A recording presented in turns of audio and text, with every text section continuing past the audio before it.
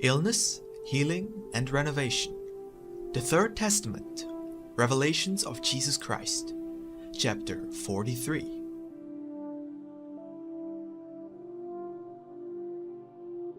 The origin and meaning of illness. Thus saith the Lord. When man deviates from the path of righteousness through lack of prayer and good habits, he loses his moral fortitude and his spirituality and is exposed to temptation. In his weakness he gives space to sin, and that sickens the heart. Nonetheless, I come like a doctor to the sickbed and give him all my love and care. My light is like crystal clear water upon the lips burned by fever, and when he feels my balm upon his forehead, he says to me, Lord, only your charity can save me. I am gravely ill in spirit, and death shall come to me quickly. And I tell him, You shall not die, for I, who am life, have come, and all that you have lost shall be restored. What merit can a sick person, incapacitated for all struggle, earn? His merits may be great and many, if he knows how to vest himself with patience and acceptance, if he knows how to be humble before the divine will, and knows how to praise me in the midst of his pain, then his example shall be light to many hearts that inhabit the darkness, and who have given into vice, or who think of death when some trial surprises them. Those beings, upon finding in their paths an example of faith, humility, and hope arising from a heart that also suffers much because it bears a very heavy cross, shall feel that their hearts have been touched by a ray of light. And so it is, in fact, since they have not managed to hear the voice of their own consciences. It was needful that they receive the light of the conscience that another brother sends them, with his example and his faith. Do not consider yourselves to be beaten.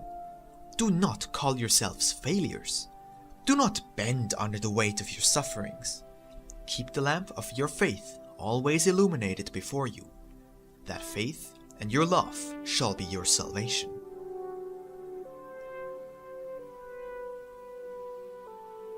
Healing through your own strength. You ask that I heal you, and truly I say, there is no one better than you yourselves to be your own doctor. What good would it do if I heal you and remove your suffering, if you do not withdraw from your errors, sins, vices, and imperfections?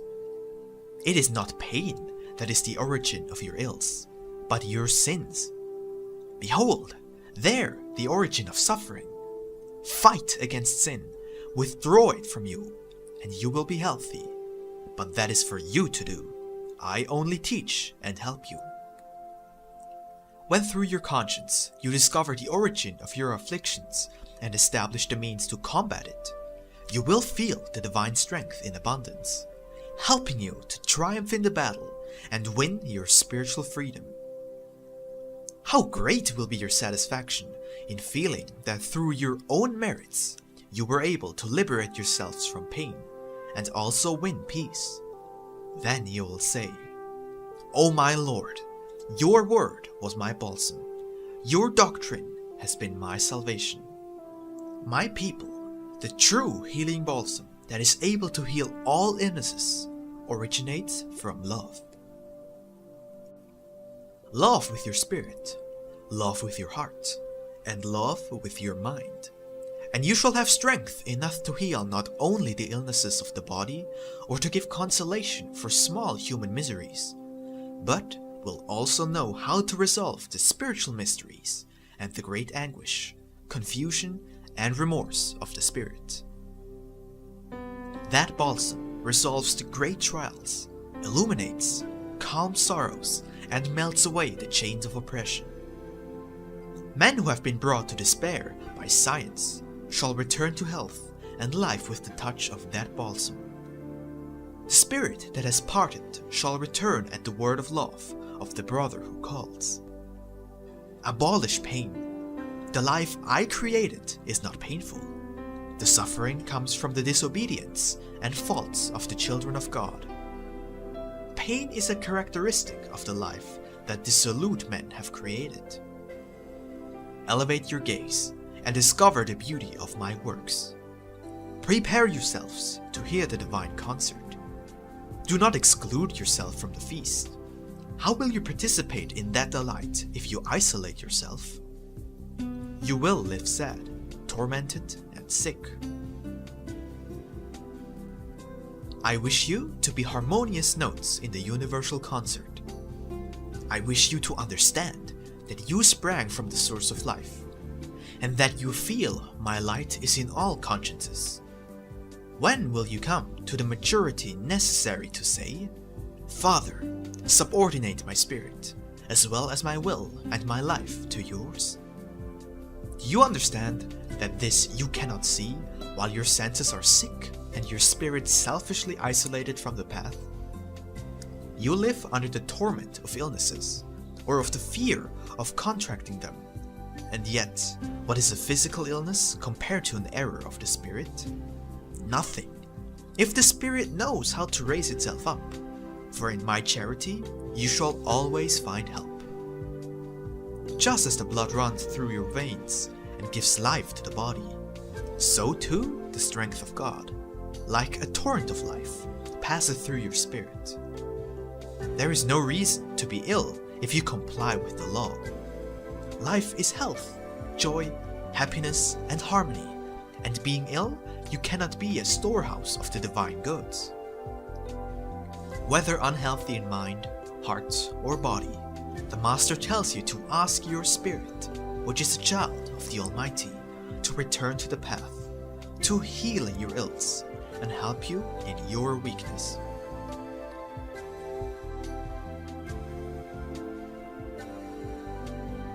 The renovation of human beings. Vanity, a weakness which has been manifested since the first man, will be combated through spirituality. It is the struggle that has always existed between the spiritual and the material. For while the spirit tends toward the eternal and elevated in search of the essence of the Father, the material looks only for what satisfies and flatters it, even when this is to the disadvantage of the spirit. That struggle, which is present in every human being, is a force that originates inside men themselves, due to the influence that they receive from the world. For that which is material seeks all that which relates to its own nature. If the spirit manages to tame and channel that force, it will have harmonized its two natures within its own being, and shall reach its progress and elevation. If, on the other hand, it allows itself to be dominated by the strength of the material form, it shall be induced to evil, a ship without a rudder in the midst of a storm. You, unbelieving and skeptical, cannot believe in a world of justice, nor can you manage to conceive of a life of love and virtue on your earth. In a word, you do not believe yourselves capable of anything good, nor do you have faith in yourselves. I do believe in you. I know the foundation that there is in each of my children, because I formed it, and I gave it life by my love. I do have hope for men. I do believe in their salvation, in their becoming worthy, and in their elevation.